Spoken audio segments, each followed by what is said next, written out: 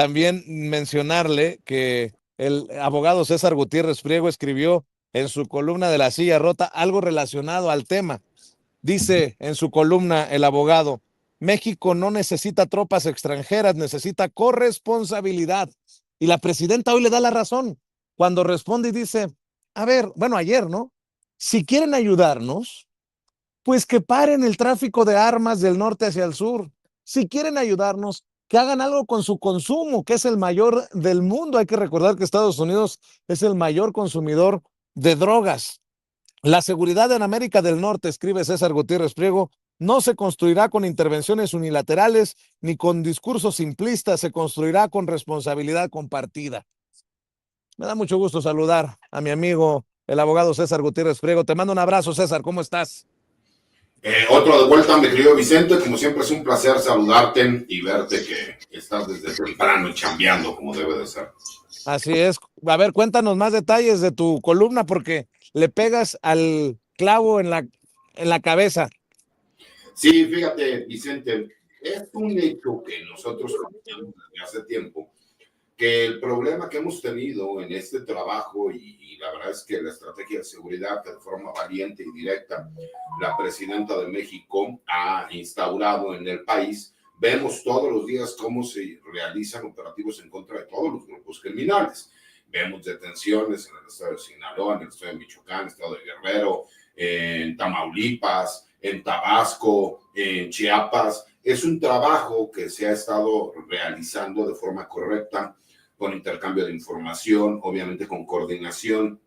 Vemos operativos como el operativo Enjambre que se han estado replicando en diferentes estados de la República. ¿Dónde viene el grave problema y que es una realidad? ¿No? La realidad es que si tú permites que los grupos criminales sigan teniendo esa capacidad operativa de fuego, cuando le hacen frente al ejército mexicano, a la Guardia Nacional, a la Armada de México, donde superan las capacidades tácticas de las policías estatales y por supuesto el eslabón más débil que son cooptadas las policías municipales, pues obviamente es un trabajo que está realizando que no se ven obviamente los avances porque siguen teniendo esa capacidad de armamento para hacer frente a la autoridad.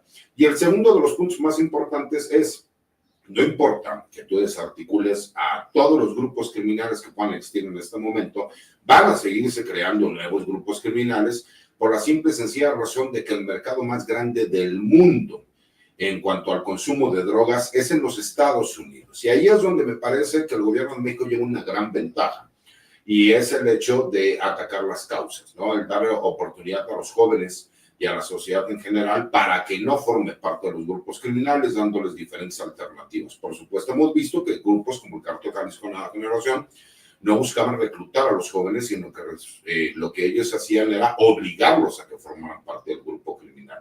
Todas estas herramientas, pues obviamente lo analizo, lo desgloso en la columna y lo explico, ¿no? Cómo es posible que, pues obviamente las mismas autoridades de los Estados Unidos señalan que más del 75% de las armas que ingresan a México vienen de los Estados Unidos, pero además más del 40% vienen en específico de una planta del gobierno de los Estados Unidos, en específico del ejército de los Estados Unidos, en donde se construyen única y exclusivamente fusiles especiales para el ejército de los Estados Unidos que terminan en manos de los grupos criminales mexicanos. Eso es un hecho irrefutable y aquí nada más nos quedan dos cuestiones: o existe corrupción por parte del gobierno de los Estados Unidos y del ejército de los Estados Unidos, o existe una estrategia para armar a los carteles en México para posteriormente ellos catalogarlos como un problema, catalogarlos como grupos terroristas extranjeros y posteriormente ellos ofrecernos el poder terminar con ellos o acabar, ¿no? En este caso, con esos grupos criminales. Entonces hago ese análisis, lo explico, lo analizo y llegamos a la conclusión de que capacidades tácticas, me parece que lo ha demostrado tanto el Ejército Mexicano como la Armada de México. Las tenemos para ir en contra de los grupos criminales. El trabajo de inteligencia y coordinación está dando los resultados. Pero si no frenamos el uso, la entrada indiscriminada de armas de fuego que le den capacidades tácticas a los grupos criminales, no vamos a ganar esta guerra sin el apoyo de Estados Unidos. Y segundo, si no se baja el alto consumo de drogas, por supuesto que ellos van a seguir buscando diferentes alternativas para poder saciar ese problema tan grande que existe en los Estados Unidos, donde más de 80 millones de norteamericanos son catalogados como consumidores habituales de drogas, no solo aquellas drogas que se le llaman suaves, sino de drogas duras, ¿no? Como la cocaína, heroína, fentanilo, etc. Así es, y yo pregunto con lo que hoy se da a conocer por el Gabinete de Seguridad, el febrero con menos homicidios dolosos, la disminución, pues obviamente es una pregunta con todo el sarcasmo del mundo. ¿Quién miente, no? Si los que dan los resultados o los que dicen y escupen su veneno diciendo que México es el epicentro de la violencia, del narcotráfico. También saludo al maestro Paco Cruz, que ya regresó para esta mesa, a la que le va a hacer falta otra semana más el maestro Pepe Reveles, porque se encuentra recuperándose de una situación médica. Mi querido Paco, por eso dejo sobre la mesa esto. Pueden decir lo que quieran, desde Ecuador o desde Estados Unidos, pero el trabajo ahí va quedando, ahí va manifestándose en estos reportes de la estrategia de seguridad del gobierno que encabeza la presidenta Claudia Sheinbaum Pardo. Mi querido Paco. A Vicente, buenos días de nueva cuenta. César, buenos días igual. Y a Pepe le mandamos un saludo. Vicente, mira, voy a retomar lo que dice César, que tiene razón. Si no hay colaboración, nos va a acabar el problema. El problema, y que esa es la raíz, es que Estados Unidos no tiene ninguna intención de combatir el narcotráfico, sino de controlarlo y de administrarlo. Hay evidencias muy sólidas. Por ejemplo, mira, teníamos ahí a Daniel Noboa. Y hay evidencia muy sólida de que a través de los envíos de banano, guineos, de plátano, como nosotros lo llamamos, que sale de las fincas de su familia, se envía cocaína. Sí. Y tienes el trato con Juan Orlando Hernández, un perdón absoluto, más de 400 toneladas de droga que envió Juan Orlando Hernández y lo perdonan. Tienes los arreglos que hace con los capos mexicanos, así que no hay una intención, no hay hasta hoy en Estados Unidos un programa para combatir la adicción a las drogas. No hay, no se conoce, no ha sido elaborado. Ustedes seguramente recuerdan, en algún momento Trump retomó la idea de la presidenta Claudia Sheinbaum Pardo. Tampoco hay un programa para frenar el tráfico de armas. No hay un solo. No hay intenciones de combatir a los traficantes de armas. ¿Cuántas armas se trafican? Ya lo hemos dicho, hasta 500,000 al año. Ahora, ¿por qué tenemos que recordar la venta y tráfico de armas en Estados Unidos? Es un negocio redondo.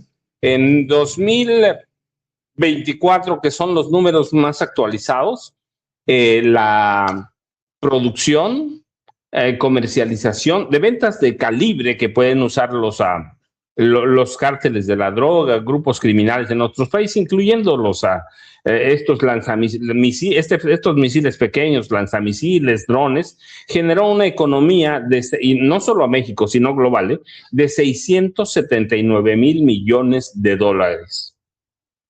Y mucho de eso es por el tráfico irregular o el tráfico que es ilegal. Así que debemos entender eso. Hay una hipocresía de todo mundo, incluido Donald Trump. Una hipocresía porque a fin de cuentas, debemos decirlo, no es el combate al narcotráfico, es el control del país, el control abiertamente. Mira, por ejemplo, decimos, fue un grupo de mandatarios títeres a esta reunión a la que convocó Donald Trump para crear el escudo de las Américas. Primero ya vimos que el escudo que creó que levantó en Israel, que les costó miles de millones de dólares, es un fracaso. Así que aquí pueden levantar cuantos escudos quieran y pueden hacer lo que quieran. Si no combaten el tráfico de armas, si no lo frenan, no va a parar la violencia. ¿Cuál es el poder de los grupos, no solo narcotraficantes, criminales en general? El poder es el de las armas, es el que les da el fuego. Así que ese es uno. El otro, ¿para qué los convocó? Donald Trump a este grupo de mandatarios, nosotros decimos títeres o lamezuelas. Mira, la figura del gobernante títere o débil tiene una razón. El de Milei, el mileyazo que analizamos ayer, tiene una razón fundamental, que está bien estructurado un plan para permitirle a personajes como Donald Trump o quienes controlan la política de Estados Unidos tener un poco de legitimidad por su presencia en América Latina. Ellos son ese sostén de fachada de legalidad, de democracia, de soberanía, pero que en realidad lo que significa es control de actores externos o élites empresariales de México hacia abajo, y eso le permite a Estados Unidos tener acceso a los recursos económicos de todos los países, acceso a sus recursos naturales. Así que los gobernantes sumisos tienen una razón de ser: facilitar el saqueo de recursos naturales o facilitar la puesta en marcha de políticas económicas que beneficien a Estados Unidos y a grupos empresariales de Estados Unidos sin que el gobierno del país correspondiente, llámenle Salvador, Argentina, Ecuador, se oponga. Y además también sirven para imponer políticas impopulares. ¿Por qué? Porque un títere sirve para asumir el costo político de medidas represivas, de recortes sociales, de reformas impopulares. Lo que pasa con Argentina, por ejemplo, ahora acaban de aprobar la creación de tiendas de raya. El patrón va a pagar con una parte con sueldo y la otra con vales de comida, que lo único que les faltó en esta ley que se aprobó en Argentina es que las empresas creen tiendas y ahí te vayas a gastar su salario. Así que es todo un programa, Vicente. No es tan sencillo que digamos, van a combatir el narcotráfico. No, porque no quieren. Y segundo, quieren presidentes títeres. Sí, ¿por qué? Porque van a legitimar todas las medidas que tome Estados Unidos para controlar lo que ellos quieran controlar, incluido el presupuesto nuestros recursos naturales y claramente el petróleo, por poquito que sea, Vicente y César. Así es. Oye, César, por cierto, dice el presidente de Ecuador, Daniel Noboa, que dejará entrar al ejército estadounidense a su país para combatir a Hezbollah, Hamas y a la Guardia Revolucionaria iraní. En comparación, obviamente, a la dignidad con la que se le responde a las provocaciones del norte por parte de la presidenta Claudia Sheinbaum Pardo. Yo sé que el tema militar es muy cercano a ti, por eso te pregunto, ¿cómo ves la forma en que responde el general secretario a estas provocaciones periodísticas de una corresponsal, una colega ahí, que quiere ver fotografías del cuerpo del Mencho y quiere seguramente ver en dónde le metieron los balazos a la hora de responder a la agresión? Creo que queda claro que las cosas no son como antes, no hay aquello de mátalo en caliente o mátalos en caliente, pero pues sí, definitivamente un operativo que cobró la vida de diferentes elementos de las Fuerzas Armadas y un secretario que sigue defendiendo precisamente el actuar de su gente, César.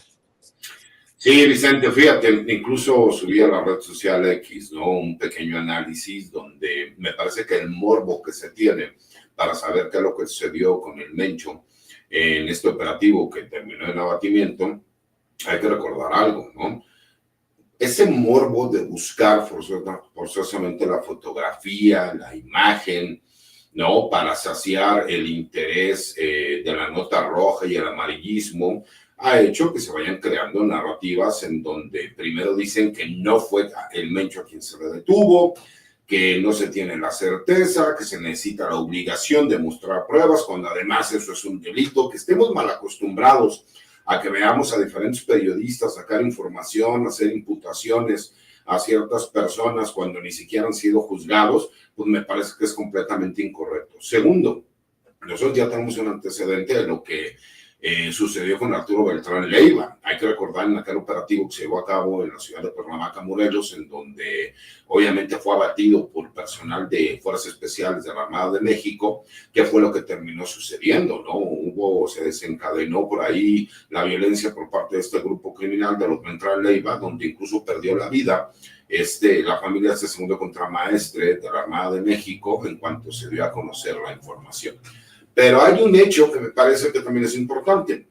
Todos estos operativos son videograbados por las cámaras corporales del personal militar. Por supuesto que existen los videos, ¿no? Lo pudimos ver en diferentes operativos, pero pues obviamente están clasificados en este momento y posteriormente a lo mejor cuando pasen los años se desclasificarán y se tendrá conocimiento de qué es lo que sucedió y cómo sucedió. Por eso el general secretario señalaba, ¿no?, que la Fiscalía General de la República es quien tiene toda la información, aunque no menciona los videos. Por supuesto que conozco cuál es la forma en que operan las fuerzas especiales en México y cómo se han manejado los operativos. Pero esto también es por respeto, y yo sé, ¿no?, cómo es posible que hablemos al respeto a los derechos humanos y del debido proceso de un delincuente homicida como el Mencho, pero nadie se pone a hablar de los 28 elementos militares que perdieron la vida en cumplimiento del deber.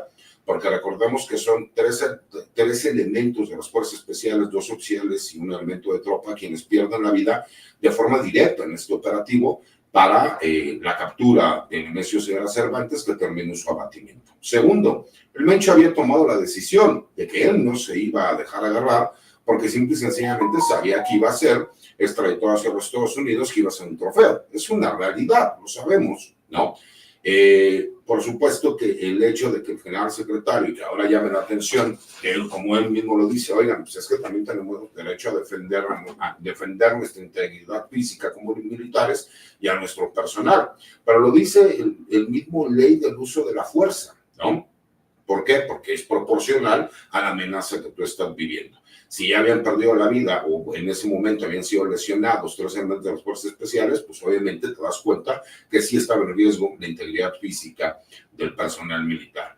Pero voy todavía más allá. Quien habla de estos 25 elementos de la Guardia Nacional, que además fueron atacados a traición por parte de este grupo criminal y que pertenecían obviamente a la parte de carreteras de la Guardia Nacional, que los agarraron cuando se encontraban ellos descuidados y que fueron atacados de forma artera por este grupo criminal y que posteriormente tuvo que ir otra unidad de fuerzas especiales para poder realizar la detención de estos individuos que tomaron la decisión también de atacar a las fuerzas especiales del ejército mexicano y que también fueron abatidos en un enfrentamiento. Eso me parece que debería de ser importante porque yo no lo puedo creer, te lo digo, Vicente. Cuando he ido a Estados Unidos me doy cuenta el cariño y el respeto que tienen la gente por sus fuerzas armadas. Y en México, que tenemos fuerzas armadas honorables, que todos los días salen a trabajar, que todos los días salen a jugarse la libertad y la vida, parecería que nosotros no les hacemos el reconocimiento que corresponde. Y hay otro hecho que te lo comento porque me parece que a eso es enfocada la pregunta. Cuando no trastabilla el general secretario, cuando contesta de forma correcta, explica incluso otra parte del operativo, señala cómo se respeta, ¿no?, respecto a los protocolos y el uso de la fuerza, de acuerdo a lo que señala la ley. Ella hace, en este caso Reina Haide, hace una pregunta, pero con la intención de empezar a crear una narrativa, que desde el año 2012 se han presentado cerca de 500 denuncias por delitos de carácter sexual dentro del gremio militar y que simple y sencillamente no se hace nada. Yo te voy a pasar los datos, ¿no? Eso es un compromiso que yo tengo contigo para la próxima semana, en donde de esas cerca de 500 denuncias se han procesado a más de 300 elementos militares. Y eso lo sé porque obviamente he participado en muchas de estas, incluso la presidenta hizo el señalamiento de que hay un general que se encuentra vinculado a proceso porque fue denunciado por un soldado de la Guardia Nacional y que incluso el general fue vinculado a proceso, está en prisión preventiva justificada y se encuentra en la prisión militar de Zapopan, Jalisco. Eso, para que lo recordemos, este general estaba en la Guardia Nacional y que venía de Tabasco. No sé si recuerdas que hasta se armó un revuelo que porque si estaba detenido, derivado de los hechos de la barredora. No, fue por una denuncia que presentó un elemento de la Guardia Nacional femenino y que un juez de control militar encontró elementos para procesarlo y vincularlo a proceso. Eso es uno nada más de los ejemplos para que veas por dónde vienen las narrativas. Y eso es lo que yo digo. Todo el mundo llora por el Mencho, todo el mundo quiere ver fotografías, todo el mundo dice por qué se le privó de la vida. ¿Y quién llora y quién se acuerda, salvo sus familias y sus compañeros de los 28 elementos militares que perdieron la vida en cumplimiento del deber? Nadie. Y no puede ser posible que seamos así de ingratos con el personal que todos los días sale a jugarse la libertad y la vida y no lo reconozcamos, ¿no? El sacrificio que hace. Gente tuvo que salir, pero aquí estamos tú y yo. Déjame decirte algo bueno, es que cuando hablaste o cuando mencionaste el tema de Arturo Beltrán Leiva, que tú y yo lo recordamos bien, se exhibió el cuerpo. Algún médico legista, alguno de los investigadores de la fiscalía exhibió el cuerpo con dólares, con mal vestido, medio vestido, y yo tengo la impresión, César, de que eso se llama pedagogía del terror, de que los periodistas, como Reina Aide en este caso, que quería ver cuántos balazos le dieron a el Mencho para ver si está vivo, para certificarnos, es pedagogía del terror, pero ahora con las supercarreteras de la información, como llaman a la red, y con las grandes empresas tecnológicas o periodísticas controlando ciertos temas, los objetos, los objetos como el Mencho abatido, nos dicen de que el periodista en este caso, como Reina Aide, nos quieren meter un poco de miedo o desconfianza en el gobierno, desconfianza en las instituciones y hacen una labor grotesca tratando de recrear estos hechos que de pronto dinamitan, con la intención de dinamitar la creencia de la gente, César. ¿No te has dado cuenta de algo? Todo lo que fue el operativo militar no hubo una sola filtración. Desde que no se enteraron que se iba a llevar a cabo un operativo, el sigilo que tuvo el personal militar, ya ves que incluso el general secretario, cuando explica cómo se lleva a cabo el operativo, señala que ninguno de los helicópteros utilizados en el operativo llegó directamente a Jalisco porque sabían que tenían monitoreadas, obviamente, todas las bases e instalaciones militares, recordando que existe una base aérea militar allá en el estado de Jalisco, en Zapopan, muy grande, y que ellos sabían que, obviamente, con el trabajo de contrainteligencia del mismo grupo criminal, y que por eso llegaron a los estados aledaños, ¿no? Pero ¿por qué no existió una sola filtración por parte del personal militar? Pero sí, cuando la Fiscalía General de la República debería de haber tenido asegurado el predio allá en Tapalpa, allá sí de repente llega el Universal y se encuentra narconóminas que, pues en teoría, la Fiscalía General de la República debió haberlas tenido. ¿Por qué hemos visto que en las redes sociales han sacado, generado con inteligencia artificial, 15 fotos distintas de Nemesio Ceguera Cervantes supuestamente abatido o cuando ya lo están velando? Simple y sencillamente porque el personal militar se tomó muy en serio el hecho del operativo en contra de Nemesio Ceguera Cervantes por el trabajo que se realizó y porque saben que se puede poner en riesgo la integridad del mismo personal militar. Entonces, cuando tú ves este tipo de circunstancias y que se le hace un reconocimiento directo al gobierno de México por parte de la misma comunidad internacional, el gobierno de los Estados Unidos, con todo y que en México sacaron a dar noticias que en pocas palabras estaba tomado todo el país porque el cártel de Jalisco Nueva Generación había tomado el control de todo el país. Situación que en menos de 24 horas se demostró que era completamente falsa. Y hay otro hecho que me llama la atención. ¿Por qué se cuestiona tanto cualquier dato que saque el gobierno? En este caso, el gobierno de México, por ejemplo, ahorita que el gobierno de México ha señalado que el 44% de los homicidios han bajado en comparación de cuando inició el sexenio y cómo estamos en números de hace más de 10 años. Pero nadie cuestiona que el gobierno de Jalisco, que es el gobierno con el mayor número de desapariciones que existen a nivel estatal, con más de 15,000, de acuerdo a sus datos, ellos señalan que solamente tienen 3,221 desaparecidos en el estado, pero nadie cuestiona esa información. Y ahí es donde a mí nuevamente me surge la duda. ¿Cómo es posible que nadie cuestione al gobernador actual del estado de Jalisco, a Pablo Lemus, y que nadie cuestione al exgobernador del estado de Jalisco, que pues por supuesto que fue quien apoyó en el crecimiento del cártel Jalisco Nueva Generación, recordando que incluso privaron de la vida y mataron a la exgobernadora Aristóteles Sandoval.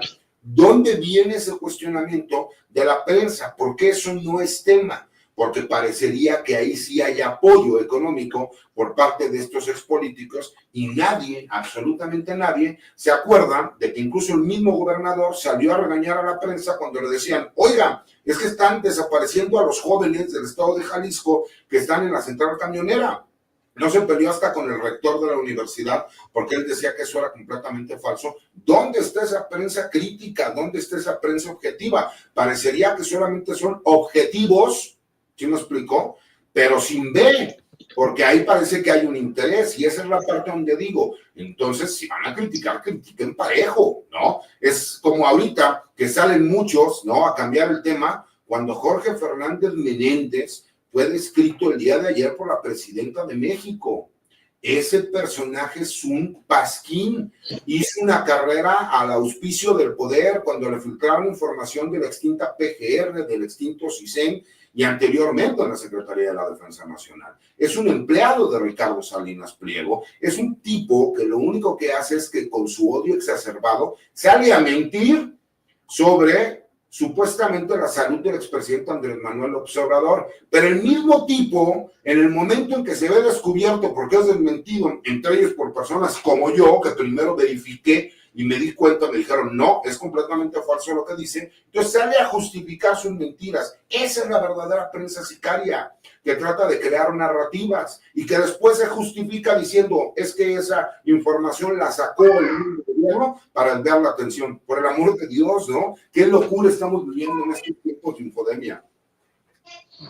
Pero bueno, es que tienes razón, César, pero es como un plan muy perverso, ¿no? Pero debemos acostumbrarnos a eso y combatir esas narrativas, porque yo digo, César, no estamos viendo nada todavía. En cuanto se acerque junio y empiecen a definirse los momentos para las elecciones de 2027, combatir la infodemia, las mentiras, la especulación, eso va a ser una locura, César.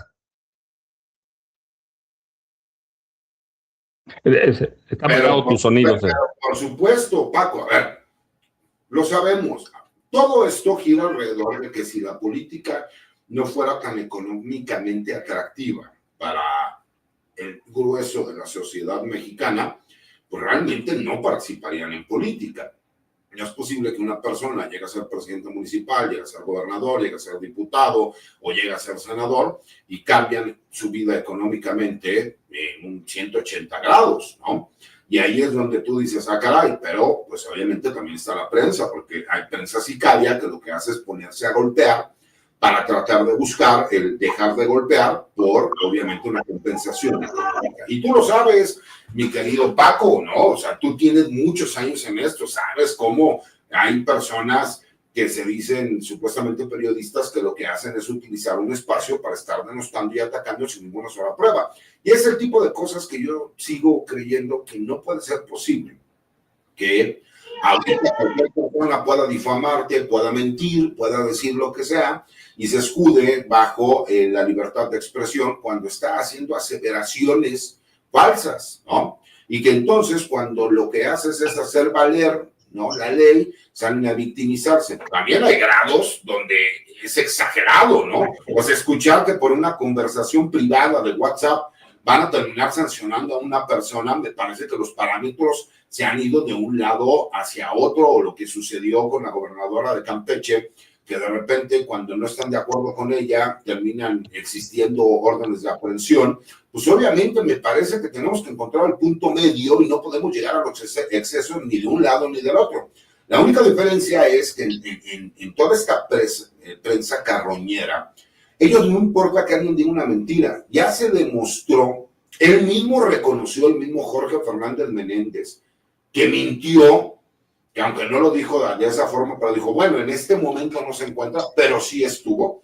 Aún así, ves a muchos pasquines y a muchos medios citando la información de él cuando han pasado días y se ha demostrado que era falso, para tratar de crear una narrativa que pues por supuesto va encaminado a otro tipo de cosas. Porque lo que quieren decir es que el expresidente Andrés Manuel López Obrador está mal de salud porque las acusaciones de corrupción de su gobierno lo tienen mal, etcétera, etcétera, etcétera. Están tan desesperados de que ven que la presidenta de México tiene una aprobación tan alta, están tan desesperados que el operativo del ejército mexicano que terminó en el abatimiento del Mencho ha levantado, por supuesto, la popularidad del gobierno de México y del mismo ejército mexicano, que ahora van a querer salir a atacarlos. ¿Por qué? Porque aunque la Armada de México, la Marina, siempre ha estado muy bien posicionado, por supuesto que el escándalo de Huachicol les ha pegado y les ha pegado muy duro. Entonces ahorita pues, lo que tratan de hacer es seguir con la narrativa del Huachicol en contra de la Armada de México,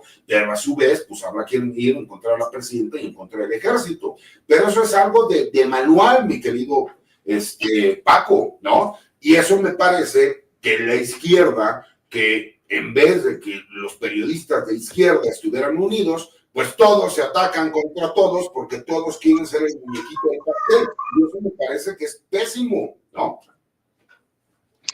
Sí, la verdad es que de pronto los periodistas se hicieron noticia y reprodujeron. Yo vi ese post de Jorge Fernández Menéndez y dije, pero fue al aeropuerto de Nueva York a volar y voló completo.